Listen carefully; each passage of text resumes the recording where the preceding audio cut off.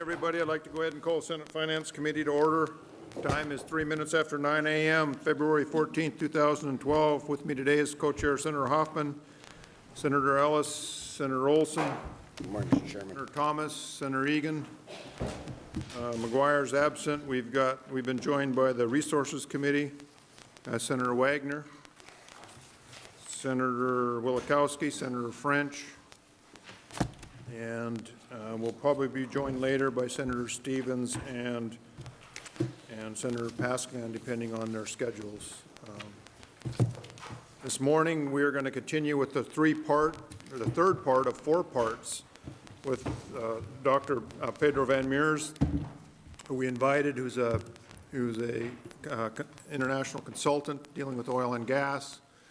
He's been brought in by Legislative Budget and Audit, which, for those at home, is a committee jointly with the House and Senate that handles budget and audit issues, also handles most all of our consultants. Dr. Van Meurs yesterday attended the Resources Committee in the afternoon after sitting with us all morning, which was nice for him to do that. He has made up some extra slides, and I thought it would be nice if he presented those this morning first thing. And then we'll go into the third part of the presentation. We have about 2 hours this morning. Senator Wagner. Yeah, before we do that, I'd like to digress a little yesterday, just from clarification. Pedro, there was different understandings and different people had different thoughts. And I'd like you to clarify one of the bullet points on your first introductory comments, and that's about the $7.5 billion per year over current levels of investment. Break that down as to who you think should be providing that money, where that money should come from, whether it's the producers or combination of producers, state of Alaska, what? No, basically the 7.5 billion can be very easily calculated if you look at the difference between the decline curve and the 1 million barrels a day. From that, you can calculate how many new barrels there need to be produced.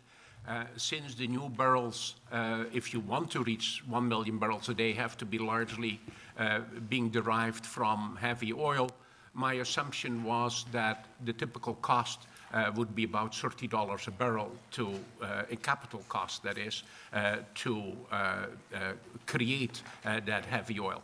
Once you know the total amount of capital expenditures required for the total volume over, say, 25 years, then it is easy to simply take that number and divide by 25 years, and that is what I did. So that is how you arrive at the 7.5. So that are the capital expenditures to be made by the petroleum industry in order to arrive this goal. Now, of course, in making those capital expenditures, they will receive the tax deductions and the PPT reductions, so the net expenditure, the net incremental expenditures will be, after tax will be less. But this is the before tax number that would be required to achieve that goal. You know, that's the gross amount then. That is the gross amount. Thank you. And I think he's going to touch on some of those issues later on, too, the net numbers on capital expenditure. Go ahead, Dr. Van Meurs, if you could just briefly identify yourself for the record. And for the record, my name is Pedro Van Meurs. I'm president of Van Meurs and Associated Consulting Company on Fiscal Systems.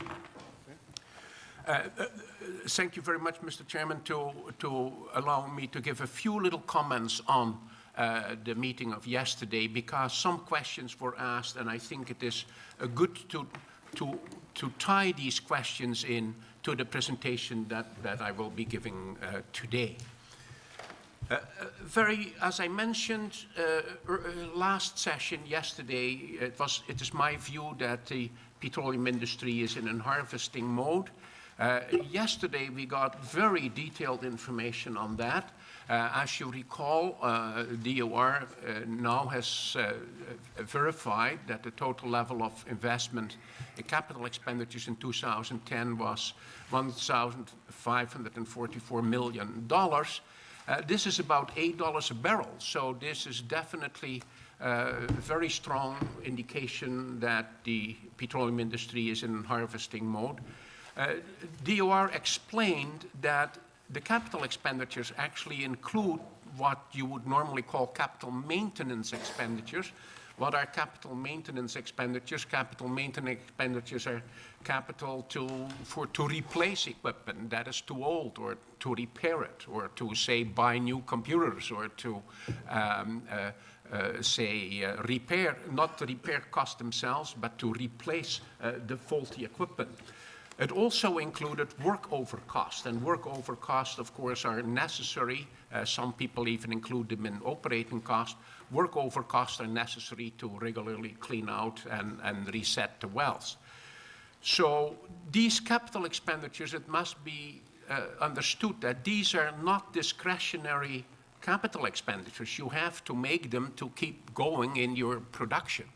So it seems to me, by international standard, it seems that about $4 of that $8 is actually non-discretionary. They have to do it just to keep the production going.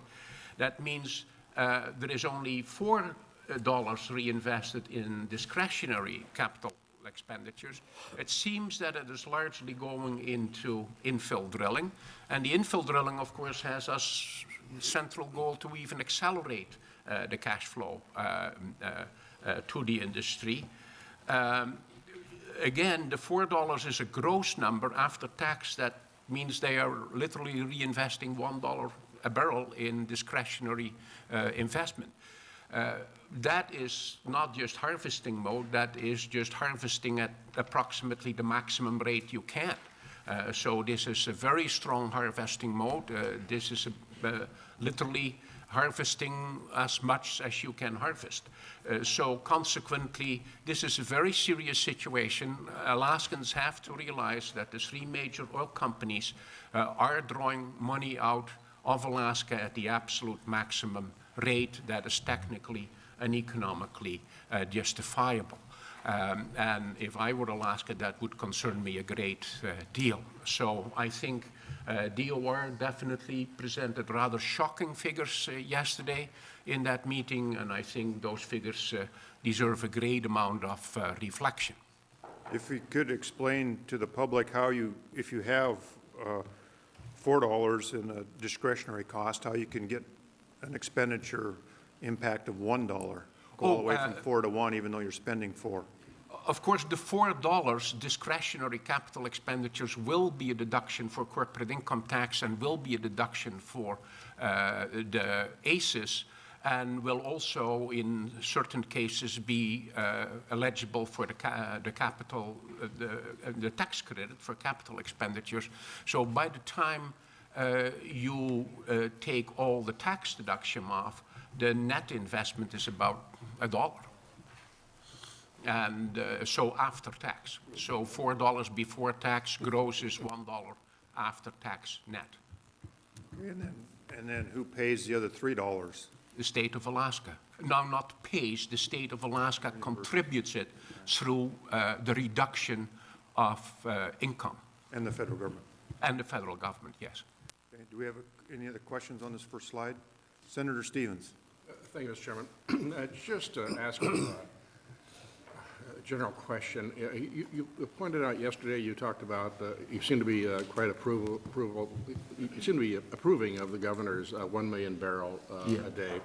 But yet, when you say that they are drawing out the oil at the maximum rate, the big oil companies, aren't we simply depleting our resource faster if we go from 600,000 barrels a day to 1 million barrels a day? I mean, and I'm not saying that 1 million barrels is not the right answer, but maybe you could offer some reflections on that issue.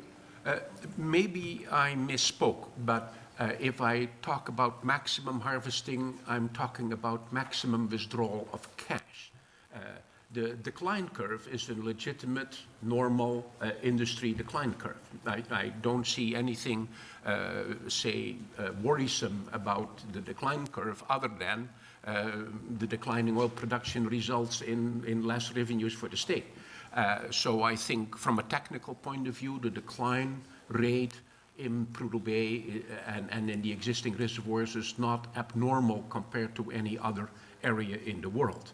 And in fact, it is quite a good decline rate. In Mexico, for instance, large fields are declining at a rate of 10%. So consequently, the physical decline rate of the oil is clearly technical, entirely justifiable. If I talk about the harvesting, I talk about the removal of cash by the international oil industry back to their headquarters to invest it in other areas in the world. So that is what since that seems to be a very large amount,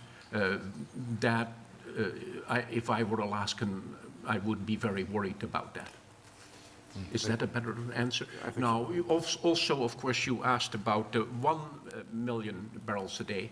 Of course, if you want to get back to even stabilize the production or even slightly increase the production, then you need to invest far more than that $8 a barrel. You are probably talking $20, $30, or $40 a barrel that has to be reinvested from the current production.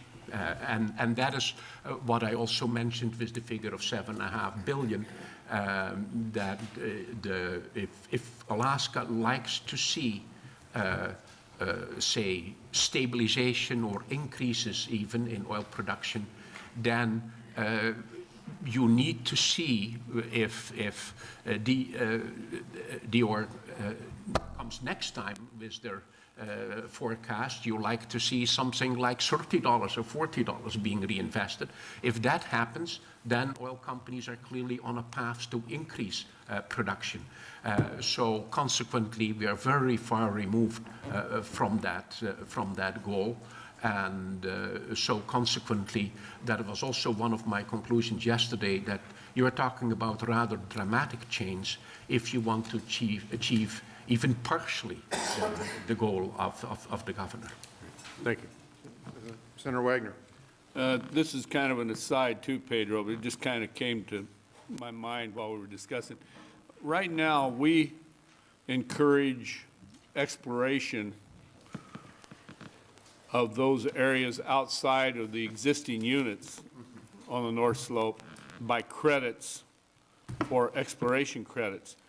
Would we be better off having a production credit? Because it's what happens a lot of times. People go up and explore, they find the oil, then they cap the wells off and start trying to sell that resource to another company or something instead of going into production. So it seems to me like we got something backwards here, and we should have our credits tied to production, not to exploration. You are absolutely correct, Senator.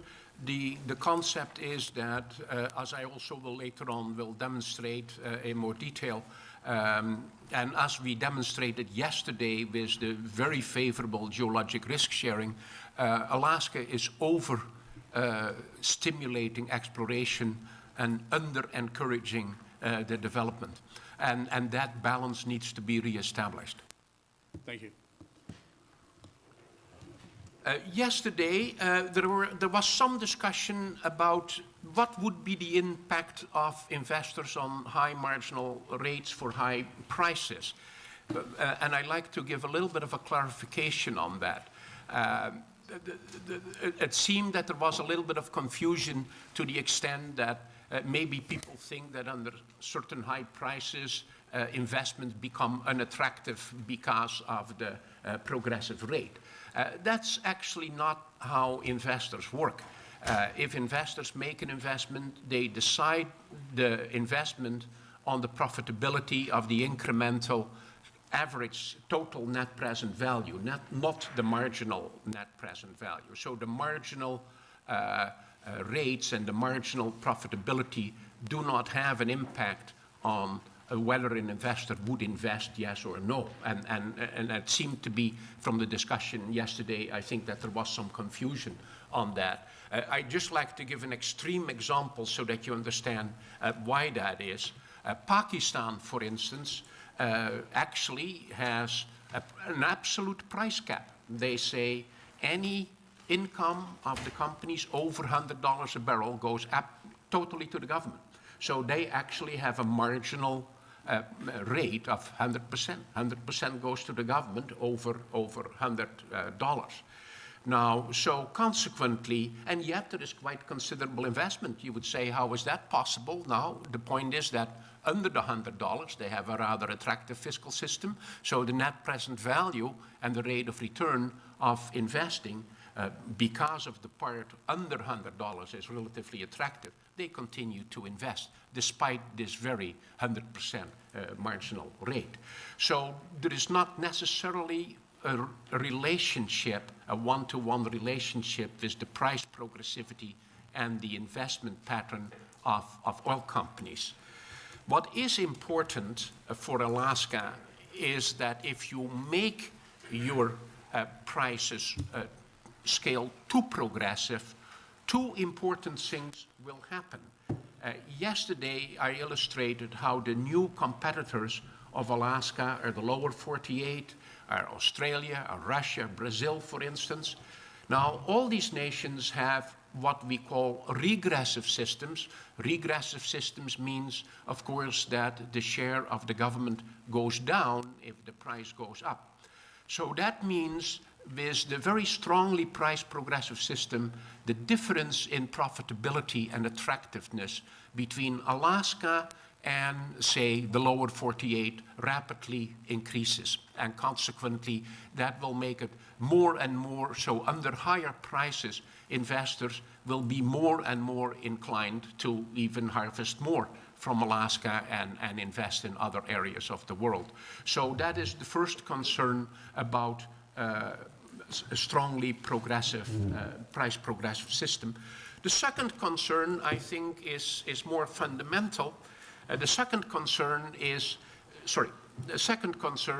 that if you have a strongly price progressive system that is too strongly price progressive, most investors around the world accept some price progressivity, but if it is too price progressive, then this becomes a very strong disincentive for new investors to come in, because new investors will see that there is no upside, as they call it. If the oil price goes up, there are no extra profits to be made in Alaska.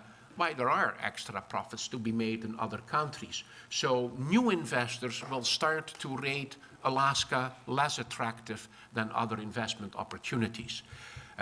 Even if you would drop the price progressivity for new production, new investors would still look at what you are doing for your existing producers, because they always, if whoever makes an investment, will always come to the companies that are already here to ask them their experiences.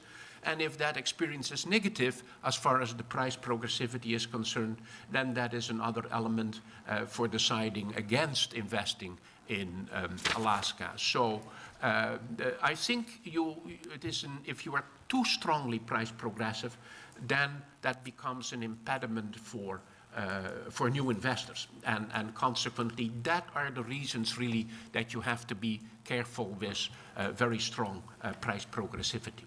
Could we back up a slide, please? Yes, please. Sorry, Mr. Chairman.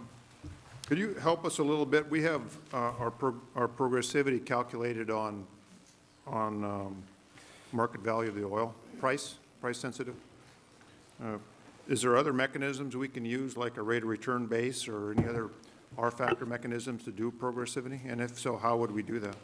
Oh, yes. The price progressivity is only one way to create progressivity. Basically, around the world, there are 4 ways of creating progressivity. The first one is price progressivity, and that is what Alaska has opted to do.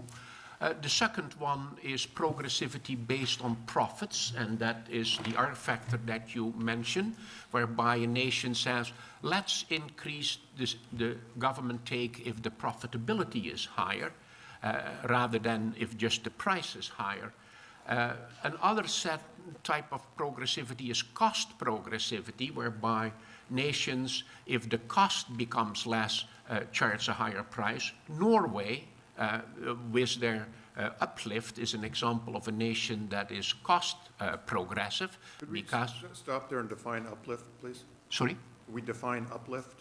Oh, uplift is an extra deduction for tax purposes. It is kind of similar philosophy as a tax credit, but rather than a credit against taxes, it is an extra deduction for taxes. So you're allowed, say, in Norway, 30%, say, of your capital as an extra deduction, which means you deduct 130% of your capital cost rather than 100.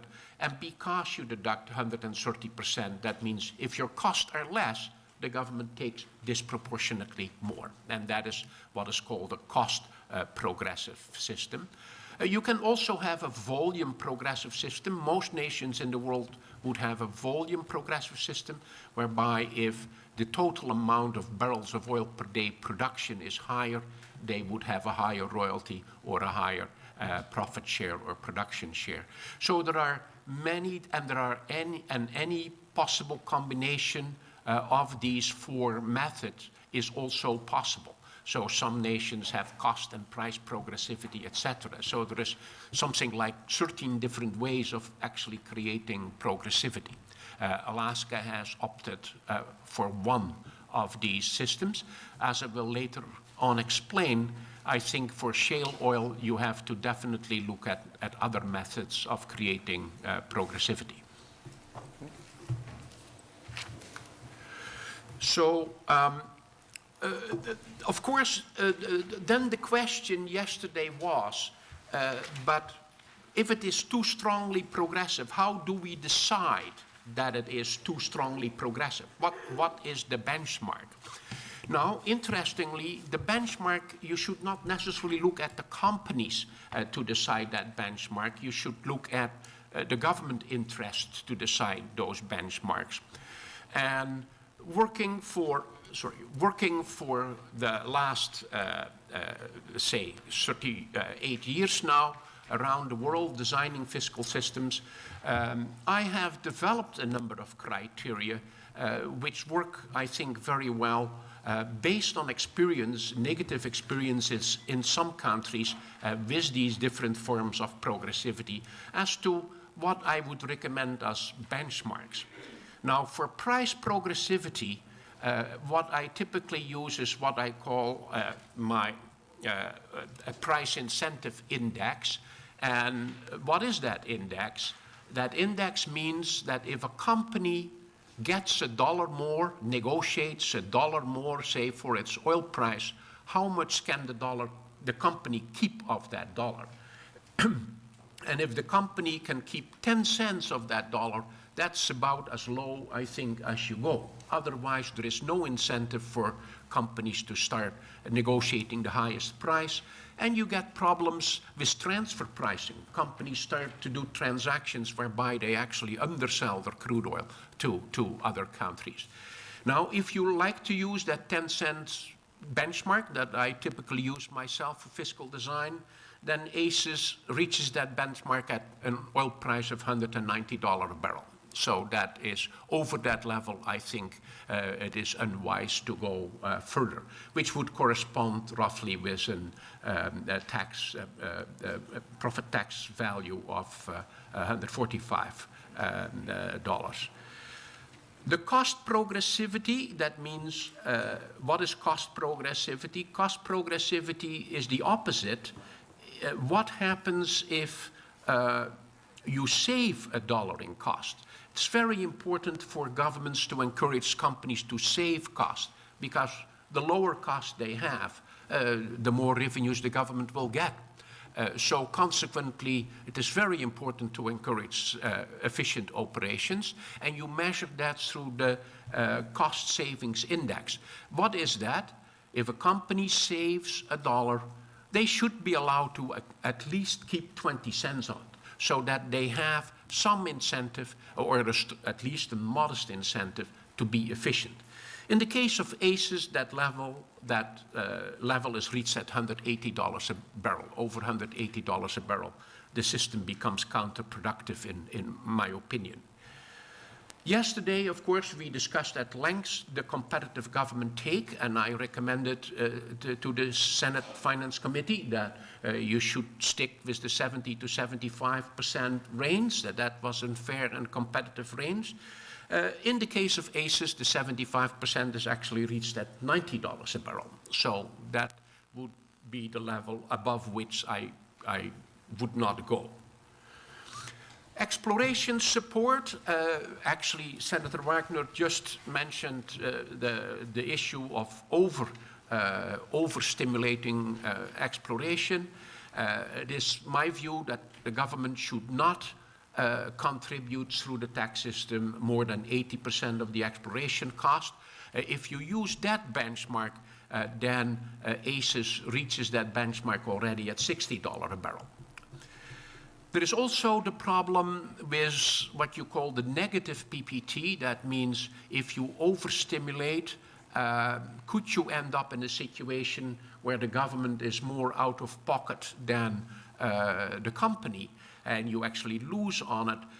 Yes, there are certain situations under ACES, but that is a sensitivity analysis that you need to do.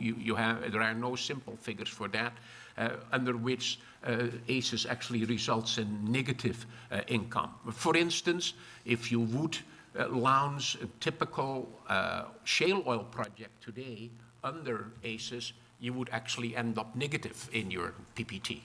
So consequently, these are the 5 criteria that I use myself in fiscal design. They're not hard criteria. They're based on my international experience, based on all the problems I've seen around the world. But based on these criteria, that would be the results if you evaluated ACES. We've got a couple questions before we jump onto the main presentation, but before we start that, could you define again what a negative PPT is? We've never really worked in the negative. Yes, that is a very important issue. Now, of course, the moment you have a tax credit, the moment the government actually permits a significant deduction for tax purposes, the government income becomes lower as a result. If you then also permit significant cost deductions, that will also be deducted for PPT. The PPT is what is called a consolidated tax. That means it is calculated for all the oil fields in Alaska. That means that you could actually end up in a cross-subsidization situation, and that is what I mean with negative PPT. The cost of one oil field could be so high that the tax credits and the tax deductions actually become more than what you would collect from that particular oil field, which means that you're actually cross-subsidizing from a more profitable field to this less profitable field. So the negative PPT means negative PPT for a particular field inside the total PPT calculation for Alaska. Okay, we have questions from Senator Hoffman, and we'll go to Senator French and Senator Wielechowski. Thank you, Mr. Chairman. On your first bullet point there on exploration support, what would the percentage be for government contributions at under ACES at $120 a barrel? If it is $120 a barrel, basically under ACES, I will show a slide on that, but you pay about 93%, 94% of the exploration cost. Thank you, Mr. Chairman. Senator French. Thank you, Mr. Chairman. And my question follows on to Senator Hoffman's, and that is, you've been a consistent, for lack of a better word, critic of our exploration credits, that they're too generous.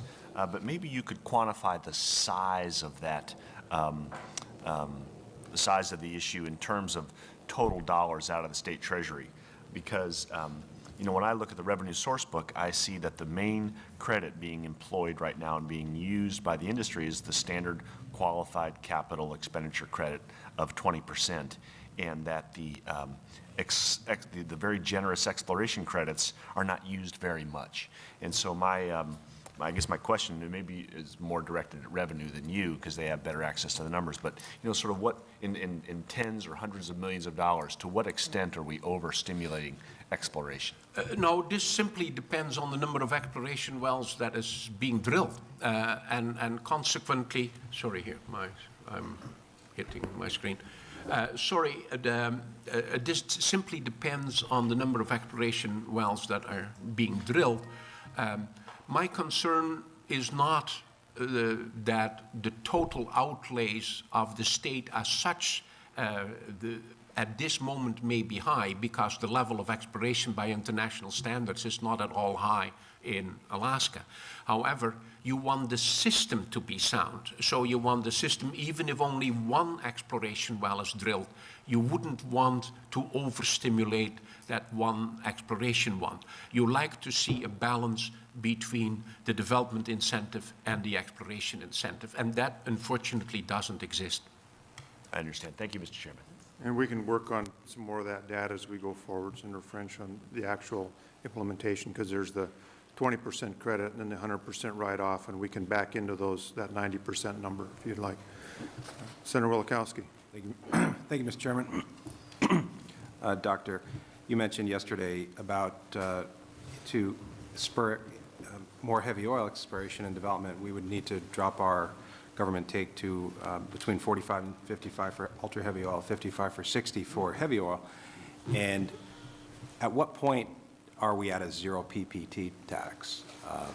In other words, 55% government take, I'm imagining that can't be a very high PPT tax. Absolutely, you are absolutely correct. And consequently, the moment, which means, and as I will show you later this morning, if you want to achieve, now the levels of 45% government take cannot be achieved while maintaining the PPT. Even the levels of 55% government take are very difficult to achieve with the level of PPT. 60% can be achieved with some kind of viable PPT if you take certain precautionary measures. If you want to go to, or if you need to go, if it proves that investors will not invest in heavy oil unless it is more like 45% government take, there is no other option. You have to remove your royalties. And consequently, as Alberta basically did, they went for a profit share, and they said, look, we cannot have 12.5% royalties and produce oil sands. So there comes a time that, now, whether Alaska wants to do that is up to Alaskans, of course, but there comes a time that you have to go so low at the government take that you cannot even have royalties anymore. Or PPT for that matter. So in certain very marginal conditions, all you could have is corporate income tax. Now, I'm not advocating that at this moment. I think it would be wrong to be, I like to propose aggressive ways of attracting investment, but you should not go too far. You should test the market and see how far you need to go to maximize the benefits for Alaska. Senator Thomas. Thank you, Mr. Chairman. Just quickly going back to your slide number 2, where you discuss the concept of the two of $8, $4 being split out, and you make reference to that's $1 from the industry and roughly $3 in your estimation anyhow from the state and federal contribution.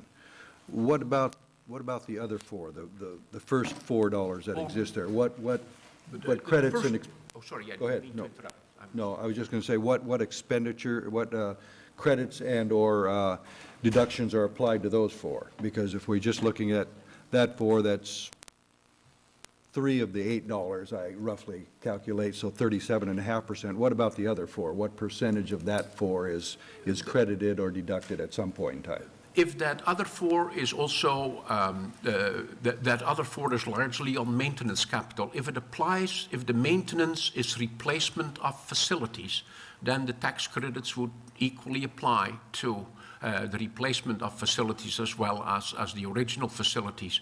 So then you are looking at a very similar number like $1 net investment after tax.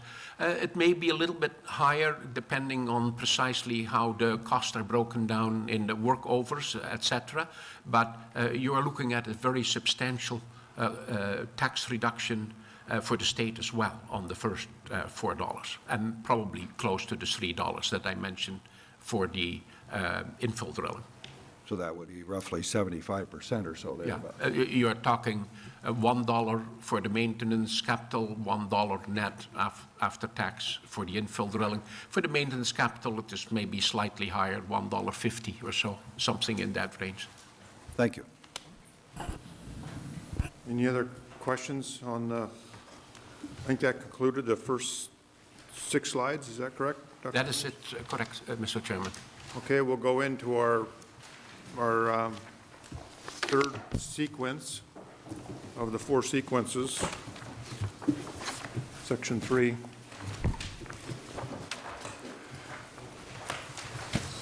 Yes, sir.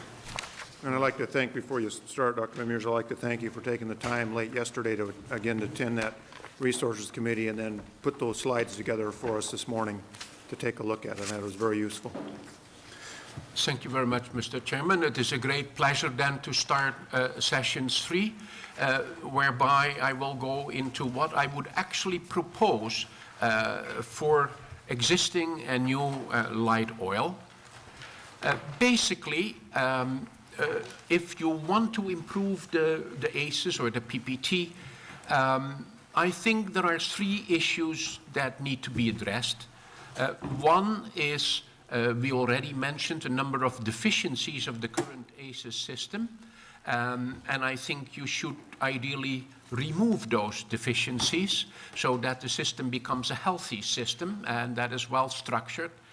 Secondly, I believe if you want a system that has an architecture that can accommodate other resources than light oil, you need to change the basic architecture of the system, and I will illustrate how that can be done. Last but not least, the system has to be made simpler, and I cannot underestimate how important that is. And let me give you a small anecdote that I personally experienced. Last November, I gave an in-house course for the company Repsol, and Repsol in Madrid. And in the class, they had their Alaska team. And because, of course, Repsol has just made a very significant $1.2 billion investment in Alaska. And they had their Alaska team, and since they knew that I had been advisor to Alaska, they started to grill me with all kinds of questions. And they said, okay, we have a list of 15 questions for you. Could you please answer them? And then it turned out I couldn't answer any of the questions because they were indeed very detailed, complicated questions, like if we have the small producer credit, is that offsettable from the minimum PPT, for instance, and how would that work in detail?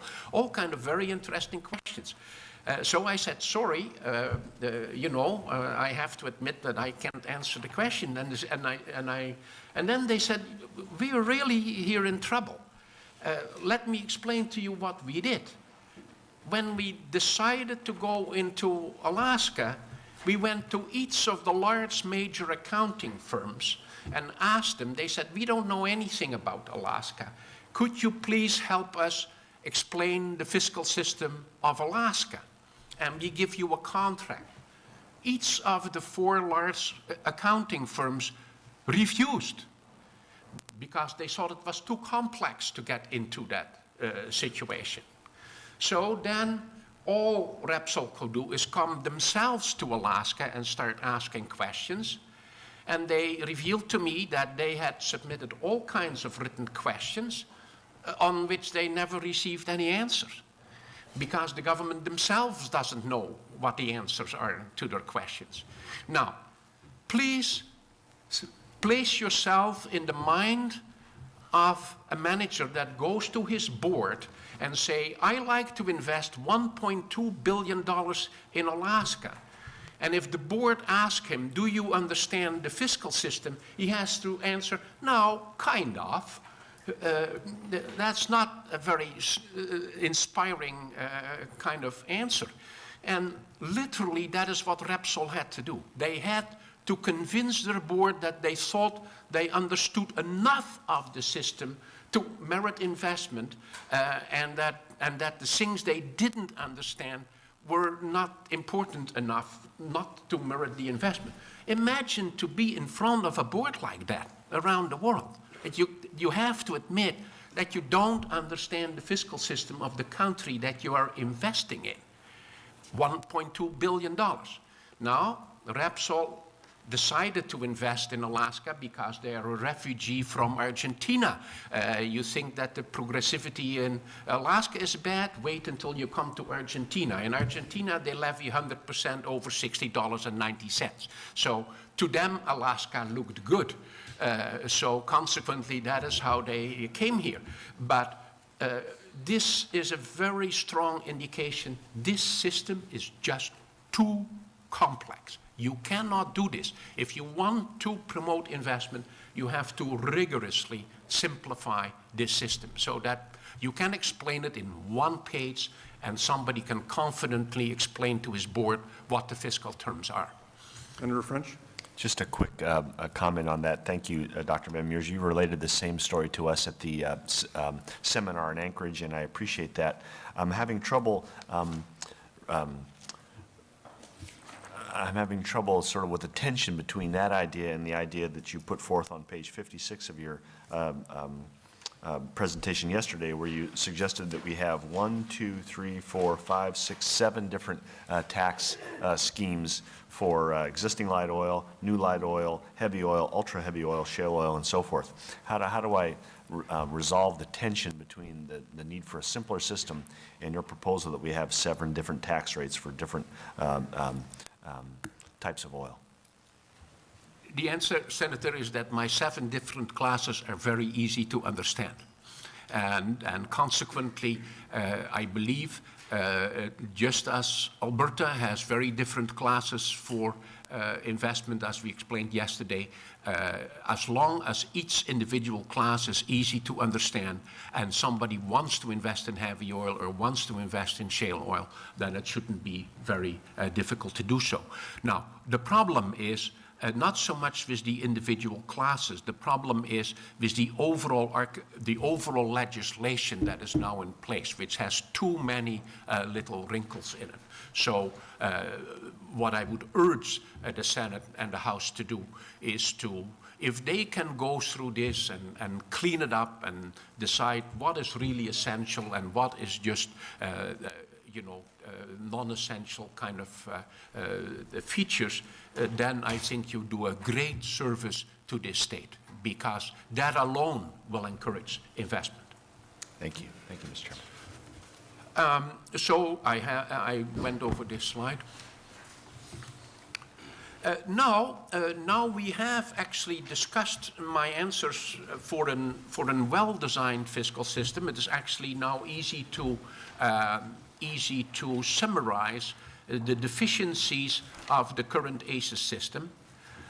Firstly, in total, the tax rates become too high. If you take your absolute maximum tax rate for the PPT of 75%, even if that is deductible from the 41% tax, the total result is way too high. And that creates this cost savings index problem that I already mentioned. I also mentioned that the price sensitivity over certain price levels is counterproductive, and consequently that is a deficiency of the system. We already discussed around this table the excessive tax credits. An issue that we didn't discuss yet, and that I will explain in some more detail, is that the so-called BOE concept that is underlying the determination of the PPT could result in massive losses in oil income if gas would be produced. And we discussed already the negative PPT issue. Let me go through this quickly. Actually, in the addendum presentation, we went through it already, but here are some other slides illustrating the same concept. Of course, a total combined tax rate of 85.25%. If you present that to any board in this world, that seems an excessive tax rate for investors. And as I mentioned, that definitely would be a disincentive. And as I said, it doesn't result in an acceptable cost savings index. So consequently, that will create significant problems with the administration of the tax. The excessive price progressivity, we discussed it, as I mentioned, at $190 per barrel. You get into the danger zone, you get into well below the 10 cents. Actually, if you get slightly over $250, the marginal effect of the price progressivity is such that you're actually better off with a lower price than a higher price, and that of course doesn't make any sense. So this is also a significant deficiency of the current ACES system. We discussed also already the excessive exploration support. Here you see a chart of it, how at $111 a barrel, Alaska actually contributes 90% of an exploration well. At $245 a barrel, the cost of the exploration well and the tax deductions and tax credits are equal. So consequently, the net investment of a company would be zero, which again, of course, doesn't make sense. Senator French? Just a quick point on this slide. You're aware that the existing producers are not exploring. Are not? Exploring. Oh, yes. The weather, I think I just demonstrated the extreme harvesting mode the current producers are in, surprisingly extreme. Which means that they don't seem to invest significantly in exploration. I don't know whether they have drilled a few, but from a design point of view, that doesn't matter. You want companies to come here to explore, produce, and act as normal companies. And consequently, because of that, you like to create a system that is rational and that doesn't overstimulate the exploration versus the development. And just a quick follow-up, if I could. How do you explain that economic, how do you explain this from an economist's point of view, though? Here you have existing producers who could be taking advantage of an enormous subsidization of their exploration programs, and yet they are not. How do you explain that? And the answer to that is, since there is no attraction to development, why would you even explore? So consequently, remember, if the investment opportunities around the world for development are far more attractive, like developing an oil sand plant in Alberta, if the development of an oil sand plant is far more attractive than the development of an oil field in Alaska, which is the case, then from a major oil company point of view, why would you waste money on exploration? Now, a small company... They're not wasting much, though, by this slide. No, they don't waste much, but you know how careful international oil companies are. So they're not wasting much. But for a smaller explorer, which maybe likes to farm out to bigger investors, this is a very attractive package, because now for very low upfront cost, you can benefit. Now, of course, and that is actually also a deficiency of the system. For a small explorer, you don't get as much deductions as the major companies would get. So this is based on a taxpayer already. So that is my explanation why major oil companies don't explore, because why explore if anyway you want to start investing in Russia, Canada, Australia, and the lower 48? Then you're just wasting your money exploring, however small the waste is. Thank you. Thank you, Mr. Chairman. Go ahead and continue, please. Now here comes The absolute biggest deficiency in the entire system, which is the complete nonsensical cross-subsidization of natural gas. Of course, with the production tax value concept, whereby oil and gas both are taken into consideration in order to calculate the BOE value of the tax, gas being much lower priced typically than oil on a BOE value, that means that if you start to produce gas in addition to oil, your BOE value will collapse, will significantly reduce. And that is what you see here on the slide. In the two blue columns, what I have there is a project with only oil, and then you see the tax value per BOE is $60.80. And if you take an oil and gas project, if you, in addition to 500 million barrels of oil, you explore you develop another 10 TCF of gas, what happens? Now your BTU value drops to $15 a barrel, you're even under the 30. So consequently, you lose $46 in your BOE value, just by virtue of starting to produce gas at a relatively low price. So this creates a situation. The governor is now trying to promote, say, gas projects to the Pacific. This creates the situation that if you leave this deficiency in your new tax, that as soon as somebody comes in with a gas project, you have to change everything all over again, because the state would not be able to sustain the massive PPT losses, and you're talking billions here, not just a few $1 million. You literally may lose practically all your PPT payments because somebody wants to start producing gas in addition to oil.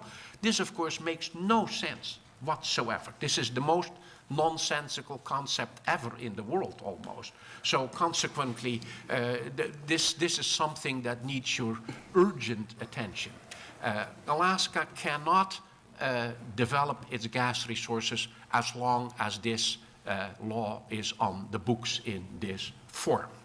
So this is a very, very serious deficiency that I hope you take into consideration. Just as a couple of points, I think currently, and we've asked Department of Revenue to come forward with an estimated numerics of the current dilution issue, and it's in the ballpark. My expectation is about $80 million a year. That's without us selling any gas to speak of. Yes, of course. No, I, of course, don't have the background to verify these numbers, but even if there is a little bit of gas production in the North Slope, that already affects very negatively your BOE value, depending on the very low value they may attribute to that gas. So even a small amount of gas production already results in very significant losses, and I look forward to what the Department of Revenues would calculate for that. But here you see that even very small volumes of gas production would result already in losses. But if you start to produce, say, an LNG project, you essentially lose all your PPT, or most of your PPT, which doesn't make any sense. So consequently, this is a very, very serious obstacle to bringing any gas project forward. And consequently, this is something that I think if you want to create a system in which future gas projects can be developed, if you want to promote the idea of an LNG export, then this has to change. It is that simple. Because otherwise, yeah, you can say we can change it later, but then you are in another long process and another big obstacle for the gas, for a new gas project. Hey, Senator Hoffman? Yeah, the title starts with the right letter, but I think this committee has spent considerable time on this issue, and the page probably should be listed as decoupling. May I comment on that? I don't think you need to decouple, and I will show you how you can create this system without decoupling. And that's why I don't call it a decoupling slide. I think there's several methods to try to get to that solution, and we're going to Yeah. have you speak to a different version than we looked at previously and that are currently underway to skin the cat, even though we all know there's probably several different ways to skin a cat. This cat needs to get skinned. We'll have revenue come forward and talk to us about information for the committee. The current offset, and I expect it to be about 80 million. There's also been a letter sent to Senator Paskvan, and unfortunately he's not here, dealing with the potential inducement or the inducement embedded in AGEA and the potential impacts. It appears initially that is alive and well and is of concern, and we're in the process of flushing that out in letter format between the department and his office.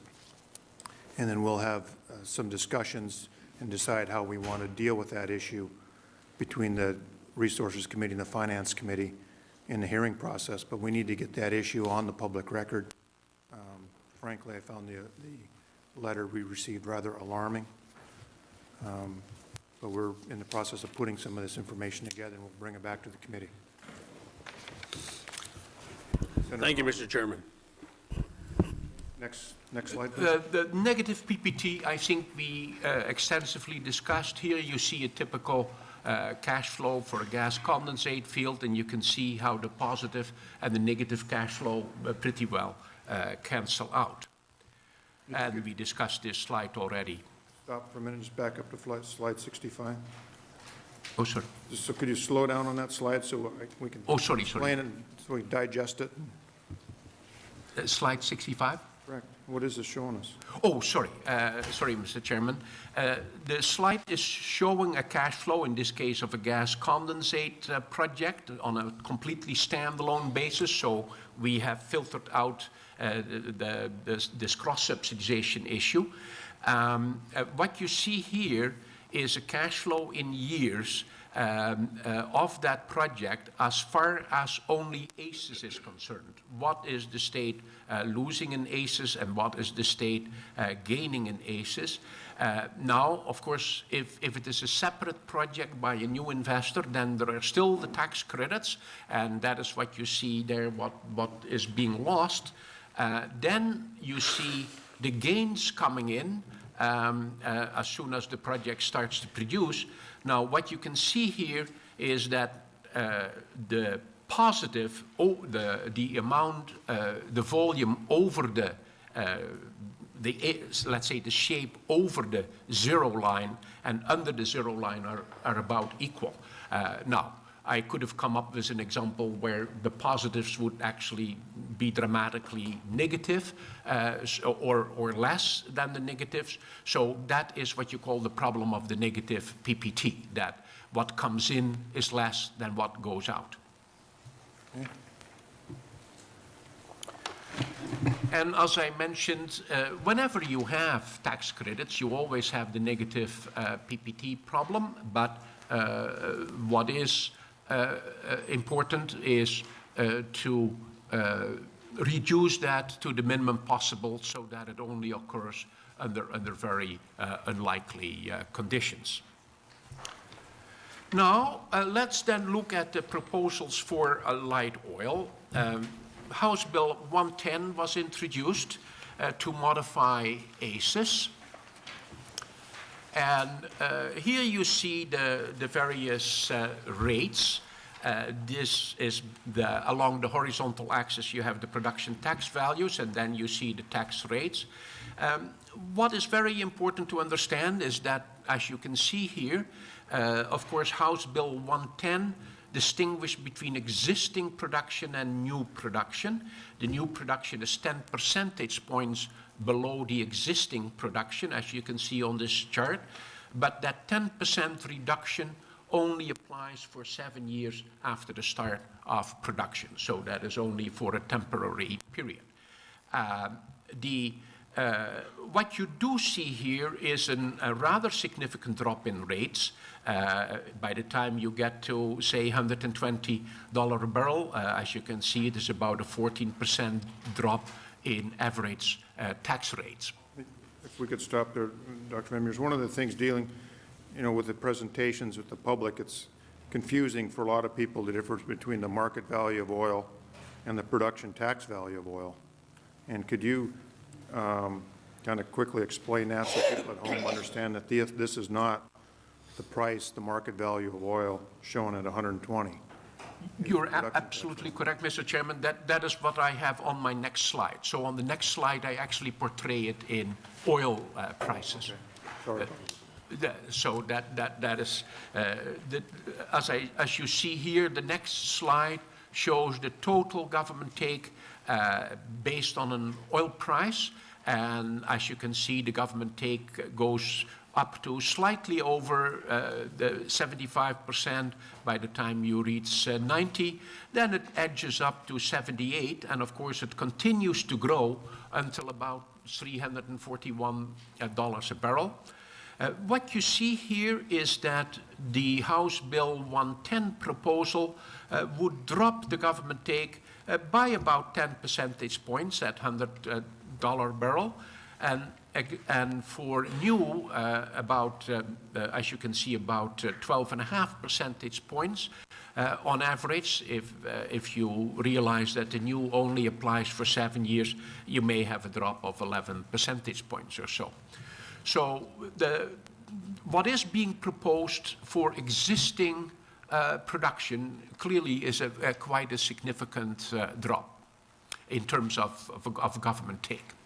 So your recommendation then, if I recall to the committee, would be to have the undiscounted government take number topped out at somewhere around 75%, is that correct?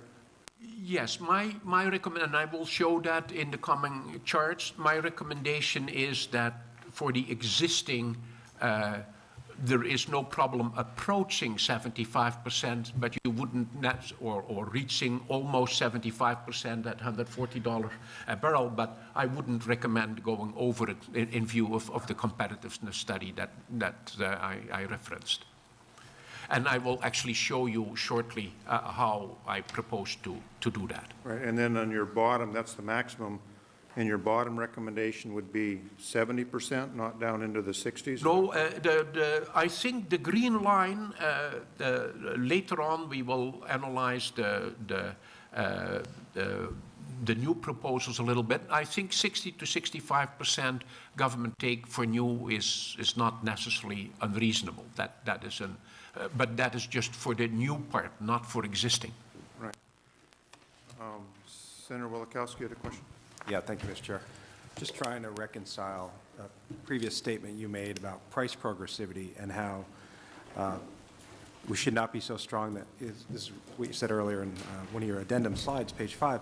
Price progressivity should not be so strong that price incentive index drops below 10 cents. For ACEs, this level is reached at a price of about $190 per barrel. Mm-hmm.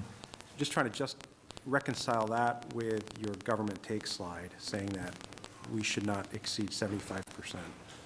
Oh, you're absolutely correct. That seem to be contradictory statements, but they are not. The situation is that a healthy fiscal system should be subject to a number of tests, and the tests are all different tests. Like a healthy human being should have the right blood pressure and the right temperature, and you have a number of tests. And all these tests are different and separate, and they are not necessarily coinciding.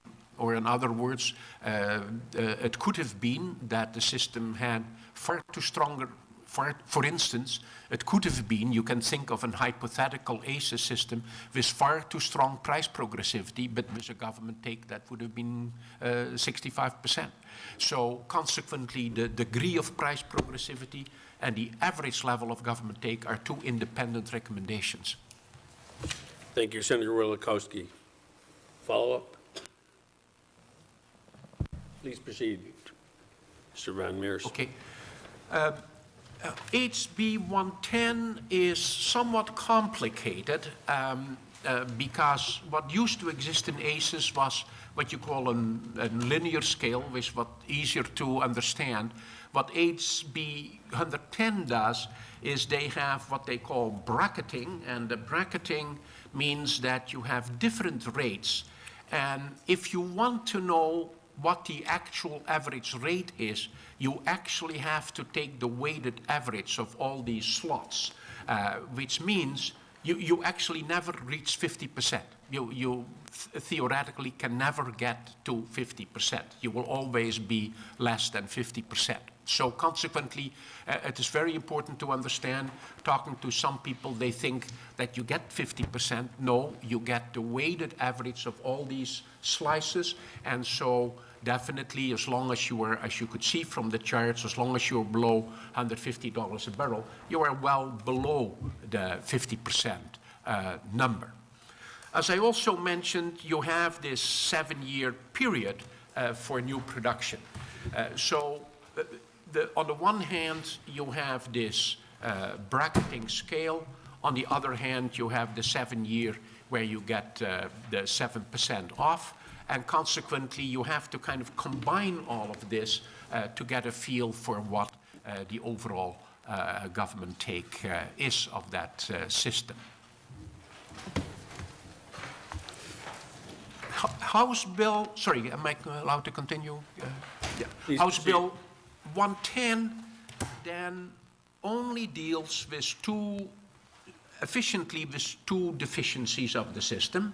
It deals with the excessive tax rate, it deals with the excessive price progressivity. It doesn't deal with the excessive tax credits, it doesn't deal with the BOE process, it doesn't deal with the negative PPT. So from my perspective, House Bill 110 is still a rather deficient bill. But it is definitely not a bill that you could to recommend, because there are mega deficiencies still associated with this bill, and particularly the BOE concept. What is also an enormous problem with House Bill 110 is that House Bill 110 distinguishes between a new production and existing production.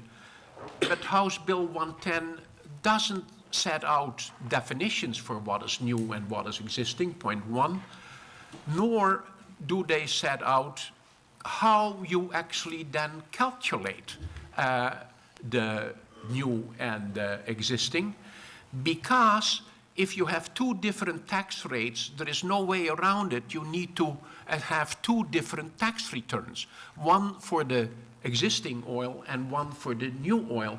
And that creates immediately the problem that companies now have to allocate all their costs to new and to oil, to old, all their revenues to new and old. Now, these allocation procedures are a significant increase in administrative complexity that is not necessary, in my opinion. So consequently, although House Bill 110 removed two deficiencies of ACES, it actually added a major deficiency to the system by now requiring a ring fence system, which is highly complex and in fact in itself is not necessarily an incentive to invest. So consequently they removed two deficiencies, but now they added another one. So for those reasons, it is my personal opinion, of course, that House Bill 110 is not a viable alternative to ACES. And consequently, I would recommend to the Senate and the House that they would look at something different. As I mentioned, above all, ACES does not resolve the BOE problem, which means that if the governor would come forward in the next few years with a gas project, you would have to start all over again and go through this whole PPT all over again to adjust it completely to a new system. What I like to do is give you a proposal that I think addresses all the deficiencies and addresses also the issue of ring fencing. And that new system would have an architecture that would enable Alaska not to just define terms for light oil and light existing and new, but also to add on to the system, if they so wish, terms for heavy oil, shale oil, and natural gas. And as I said, it resolves all the deficiencies of ACES. I just explained that how complex HB 110 actually is. You have to go through all of this bracketing, and then you have to take into account that for the first 7 years, you have to subtract the 10%. Now, by the time you're all done with all these calculations, what does it amount to? Now, very simple. It amounts to 25% flat PPT, 20% tax credit, and maybe a 2.25% severance feature. And what is a severance feature? Now, in Alaska, you know that very well. A severance tax existed in Alaska, which you still remember the famous ELF. It was also shown on the board yesterday again, which is nothing else than a percentage of gross after the deduction of royalty. Very easy to determine. Now, what House Bill 110 in the end is equal to is nothing else than 25% PPT, 20% tax credit, and 2.25% severance tax. That's it. Now, and that's a lot easier to understand than all that hocus pocus of the bracketing. So consequently, I think that this is then my starting point for saying, how can we simplify this? And here it is also clear to Alaskans, if you say 25 plus 20 plus 2.25% severance tax, then everybody knows how much it is. It is easy to understand. So that is, I think all of you still know how to calculate the severance tax, but I gave an example at the bottom. 2.25% severance tax. If you assume a 12.5% royalty, you take 2.5% of the 87.5% of $100. So exactly your payment is $1.96875 per barrel. Very easy to calculate. So here you see you could reduce the current House Bill 110 proposal to a very simple concept. And that is nothing else than 25% PPT, 20% tax credit, and 2.25% severance feature. Now you would say, what about the price progressivity? How are we going to do the price progressivity? Now, that is on the next slide. All you have to do is make that 2.25% severance feature a function of price, and you are done. Now, what would I propose? Below $60, nothing. Between 60 and 180, 0.05% dollar increase for every dollar. That reaches $6% at 180. Then, if you want, you can keep increasing it with 0.1% to 15% to 270, and now you have a happy price progressive scale that produces, interestingly, exactly the same result as House Bill 110 for new production. And I'm going to show you that. Before I show you that, what is important to see here is that basically we are changing the architecture. Rather than saying we take this high ACES rate and we subtract all kind of things to give incentive, we say let's just take the 25% and add things to make things easier. So that is what is being done here. What I would also recommend, as you can see, is remove the 40% tax credits and keep it simply at 20%. And I would suggest for every price level, simply keep the PPT at 25%, so that you have a combined tax rate of 55.75%, which is a great stimulus for a low cost savings index. Now, if you do all that, what comes out? a government take that is identical to the new production, no difference. So here you see you can create a tax that is identical to the new House Bill 10 production PPT with a much simpler system, a system that everybody understands, and a system that has an architecture that doesn't have the BOE problem now. Now we don't have the BOE problem because we are adding to the system and we have a total tax of 25%. So now you have solved the BOE problem, you have solved all the other problems that we already mentioned are very serious deficiencies. So if the new government take for light oil is acceptable to the legislature and the Senate, then of course you can get there a very easy way. You don't have to make it complex. You can get there in a very easy way, very easy to understand, and now you have an easy system that doesn't have all the deficiencies of the ACES system.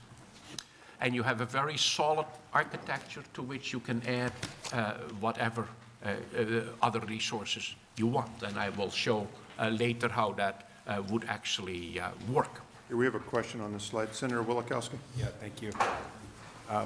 Did I miss where you said what fields this would apply to? You say it applies to new production. Would this apply to legacy fields, Kuparuk, Prudhoe? Would this apply to, say, heavy oil within those fields? What I'm going to, Senator, what I'm going to show you is a little bit later how I would modify this for existing, for heavy oil, for gas, so that everything can fit in one simple system. And so this is my recommendation for new oil production, assuming we very carefully define what new oil is to begin with.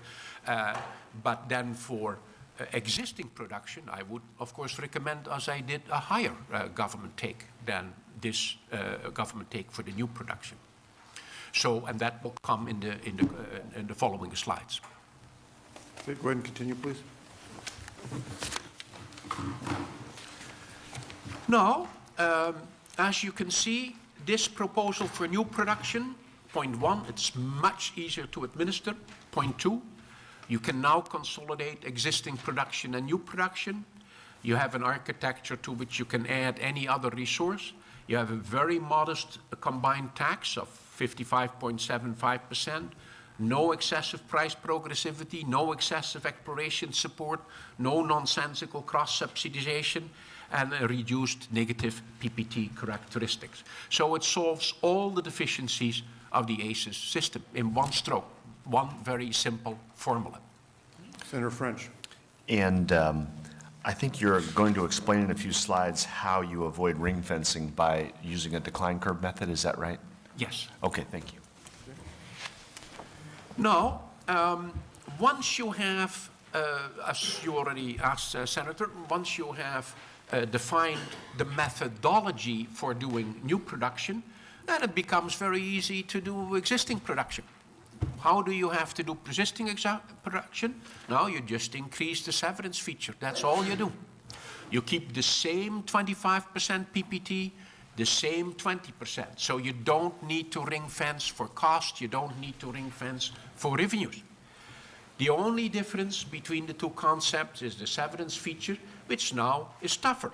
Rather than 0.05, you make it 0.2, $230 per barrel, and then you go up to maybe 20%. So now you have a much tougher government take for the existing production. Now, here you see all the curves together. This is, here you see what I would recommend.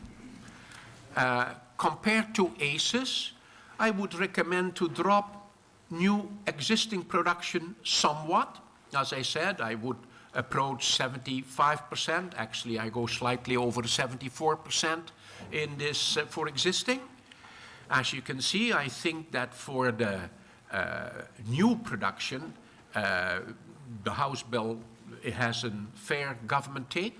So my government take that I would propose would straddle the government take of the House Bill 110. And now you have a very easy system that can be very easily implemented. The great advantage of this is that you don't lose the revenues on the existing production. You have streamlined the existing production a little bit. You have taken away the deficiencies. You have slightly made it more modest to make it competitive with other fiscal systems in the world, and that's all you need to do. And now Alaska can hang on to the revenues from oil while stimulating efficiently new production. And consequently, that will be the ideal, with a very easy system that doesn't have any of the deficiencies that the current say ACES system has. So here you see this is a system that I would recommend. Later on, I can show you how to add, of course, also the other resources to it. This brings up the very important question of Senator French. Then, if you go the road of new production and old production or existing production, how do you distinguish between these two? Basically, my recommendations are to use 3 methods for this purpose.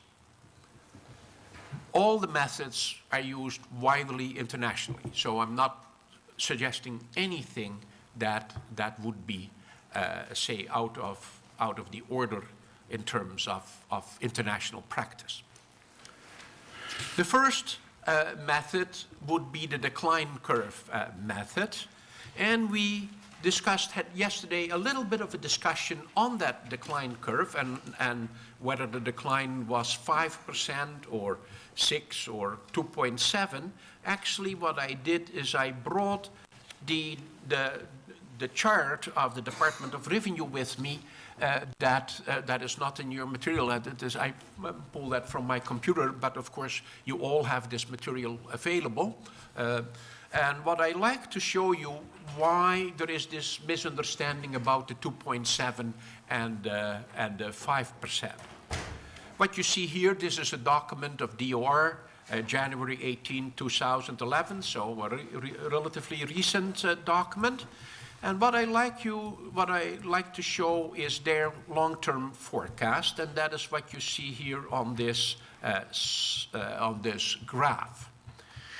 Now, if you start in, say, the year 2012, and you do not take into account these extra layers of oil that are coming in from the NPRA, for instance, and from other areas, if you don't take that into account, then the decline is actually 5% per year, as I mentioned, because you are at about 625,000 barrels a day today. The existing production, if you don't count the new production, the existing production declines to about, as you can see, 250 barrels a day in the year 2030.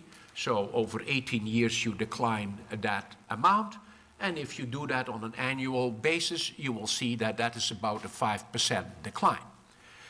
If you look at what the Department of Revenue said about their forecast of production, they said it would only decline 2.7 because they, of course, take the new production into consideration, and their 2.7 number is consistent also with this chart. So my explanation for the discrepancy between the 2.7 and the 5% that I mentioned is the 2.7 is the forecast of all production, how all production will decline. The 5% is what I mentioned as the decline of the existing production, to which you like to add the new production. So that is the explanation for that factor. What I would recommend is that you would look at a decline curve of 5 or 6% maybe 6% just to be a little bit on the safe side, but 5% or 5.5% may work as well. But what does this mean? Now, if we go back to this chart here, This means that everything that was existing in 2011 and keeps declining will go for existing production. Everything that is new on this chart will get the new terms. It's very simple. And so it is a very simple formula. You can see directly. The decline is not exactly 5%, so 1 year you may be a little bit over, 1 year you may be a little bit under, but that I think is acceptable from in the name of simplicity. So that would be the decline curve method.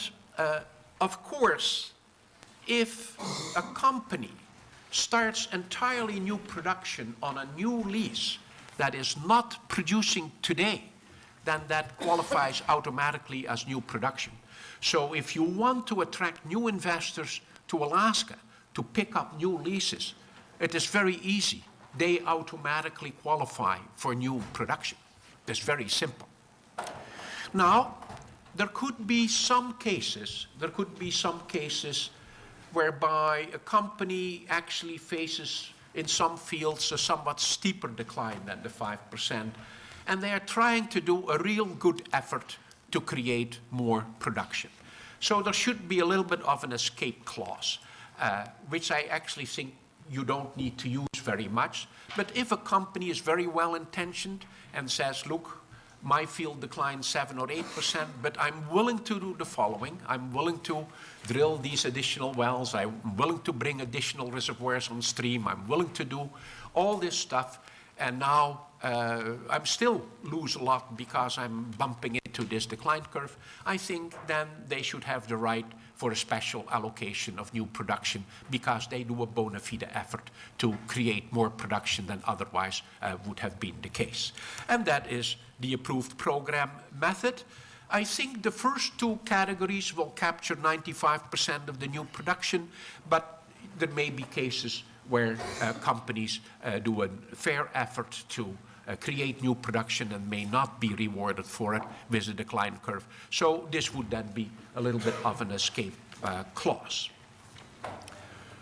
So in summary, I believe that, sorry, I'm going too fast? No, go ahead. Okay. In summary, therefore, I would suggest that we define new light oil production, which would be oil lighter than 22 degrees API, as the higher of new production from programs specifically approved by the administration, and I would suggest that, of course, DNR would be the entity to approve that, or new production above the predetermined decline curve. I would suggest 6%, just to be a little bit on the safe side, but if you want to make it 5.5 or 5, that would also work. And then any production from non-producing leases would automatically qualify as new production. Based on these definitions of new and old production and based on the very simple fiscal terms that I am proposing, the simple architecture, I do believe that it is possible to encourage new production, strongly encourage new production, while maintaining the revenues of the state on the existing production. So that is, Mr. Chairman, the end of this session. Sorry, I should maybe keep this slide. We have a question from Senator Wielechowski and then Senator Egan. Thank you, Mr. Chairman. Do you have any idea what sort of fiscal impact your proposal would have on the state of Alaska over, say, the next 5 years?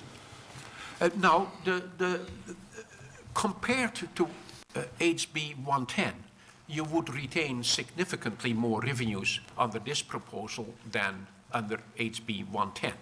Of course, relative to ACES, you would lose some revenues, but I believe that is worth it in order to bring the system more in international competition, to give a clear indication to new investors that you mean business, so that you attract new investors to the state, and you remove the deficiencies of a super price progressivity and so on. I think that is worth 2 or 3 percentage points in your government take. So you would lose some relative to the current ACES.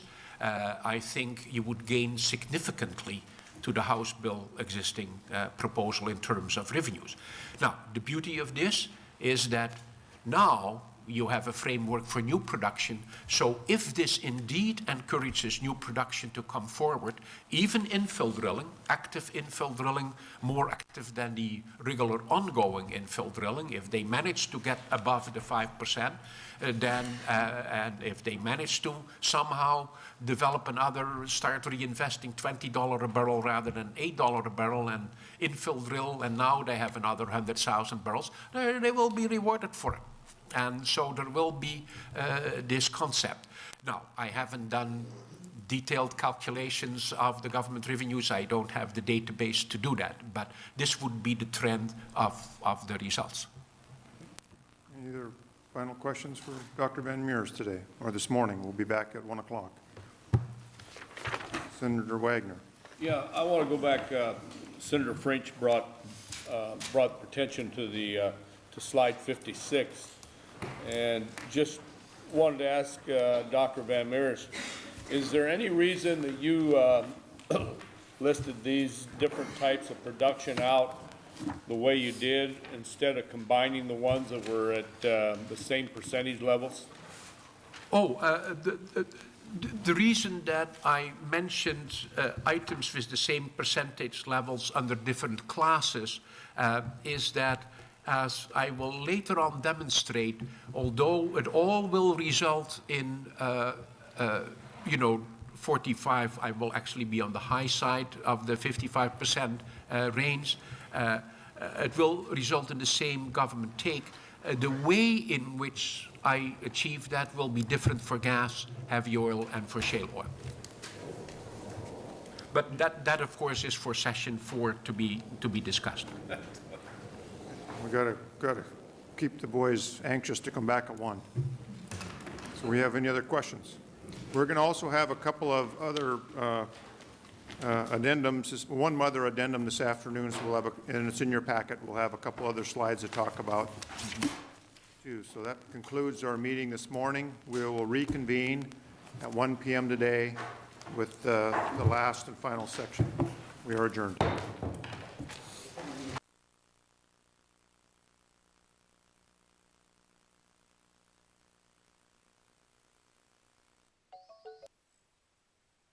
.360 North, a great way to look at Alaska.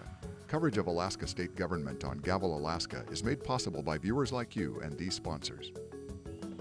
Juneau, working hard to connect Alaskans and their government. Your capital, every day. The Association of Alaska School Boards, helping local school districts provide a quality education focused on student achievement. Bartlett Regional Hospital, providing quality health care and health promotion for the people of Juneau and communities of northern Southeast Alaska. Juneau Chamber of Commerce, supporting economic diversity and responsible and sustainable development, and encouraging Alaskans to look local first when buying goods and services. Bristol Bay Native Corporation, generations of jobs. Systems. Thank you very much, Mr. Chairman, to allow me to give a few little comments on the meeting of yesterday, because some questions were asked, and I think it is good to tie these questions in to the presentation that I will be giving today. As I mentioned last session yesterday, it is my view that the petroleum industry is in a harvesting mode. Yesterday, we got very detailed information on that. As you recall, DOR now has verified that the total level of investment in capital expenditures in 2010 was $1,544 million. This is about $8 a barrel, so this is definitely a very strong indication that the petroleum industry is in harvesting mode. DOR explained that the capital expenditures actually include what you would normally call capital maintenance expenditures. What are capital maintenance expenditures? Capital maintenance expenditures are capital to replace equipment that is too old, or to repair it, or to, say, buy new computers, or to, repair, not to repair costs themselves, but to replace the faulty equipment. It also included workover costs, and workover costs, of course, are necessary. Some people even include them in operating costs. Workover costs are necessary to regularly clean out and reset the wells.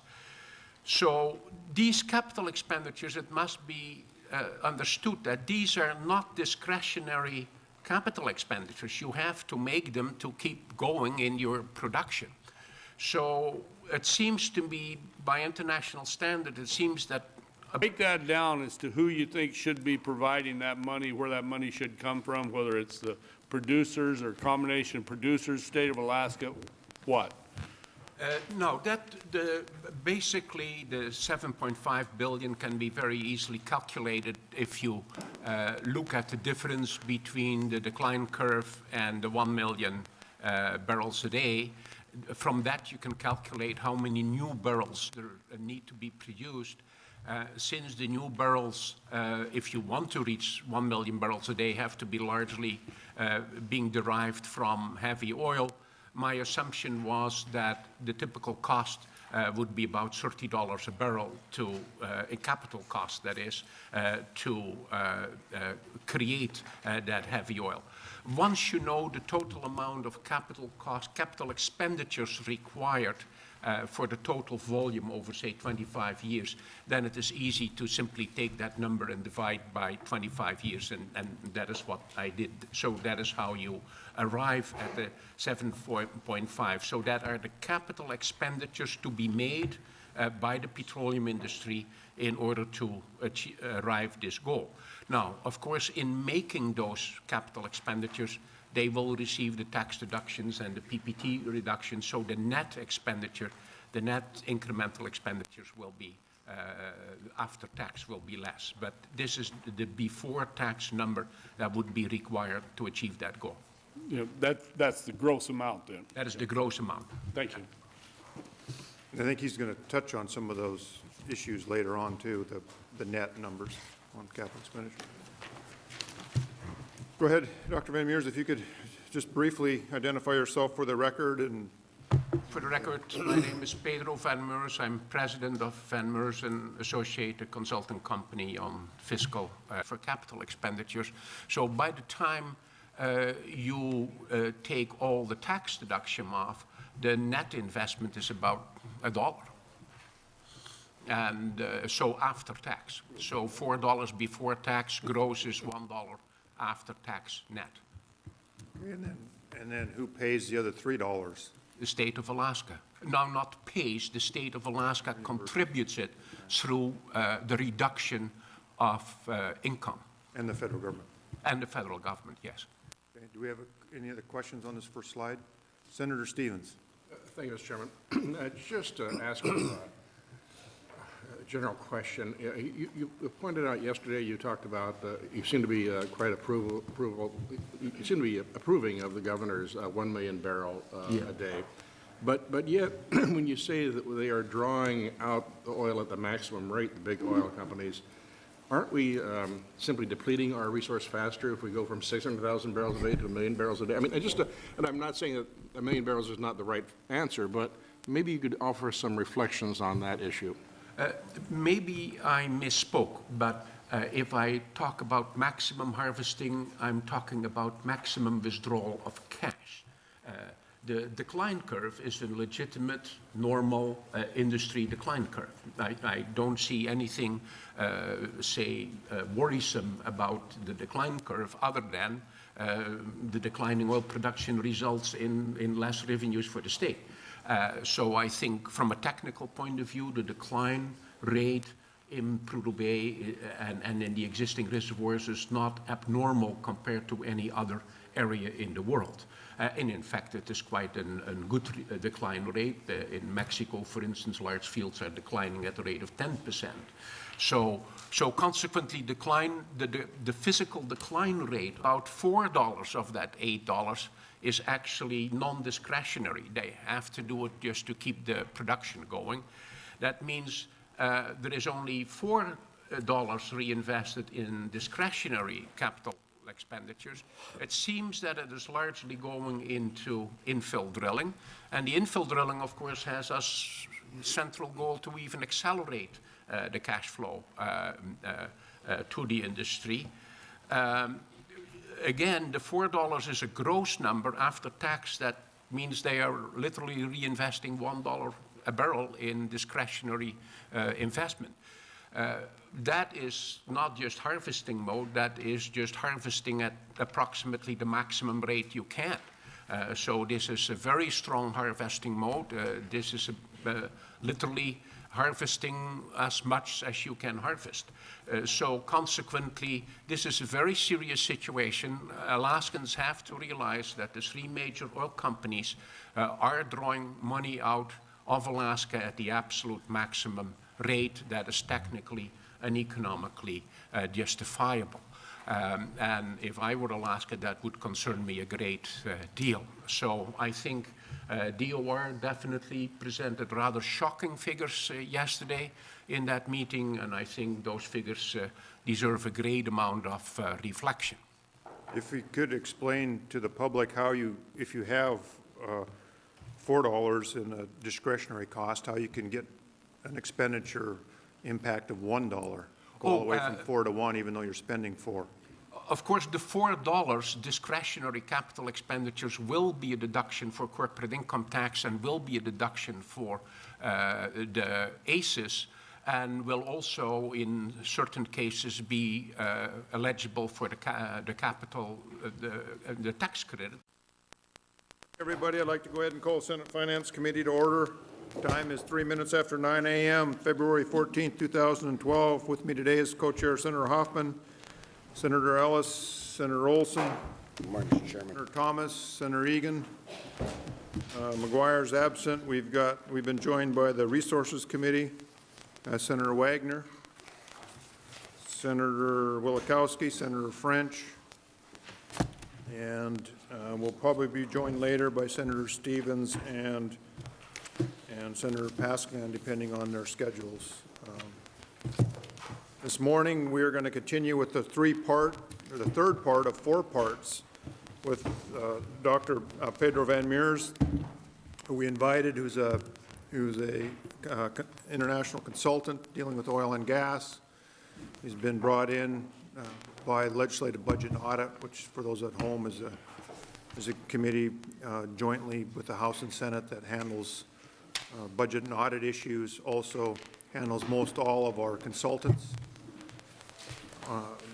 Dr. Van Meurs yesterday attended the Resources Committee in the afternoon after sitting with us all morning, which was nice for him to do that. He has made up some extra slides, and I thought it would be nice if he presented those this morning first thing. And then we'll go into the third part of the presentation. We have about 2 hours this morning. Senator Wagner. Yeah, before we do that, I'd like to digress a little yesterday, just from clarification. Pedro, there was different understandings and different people had different thoughts.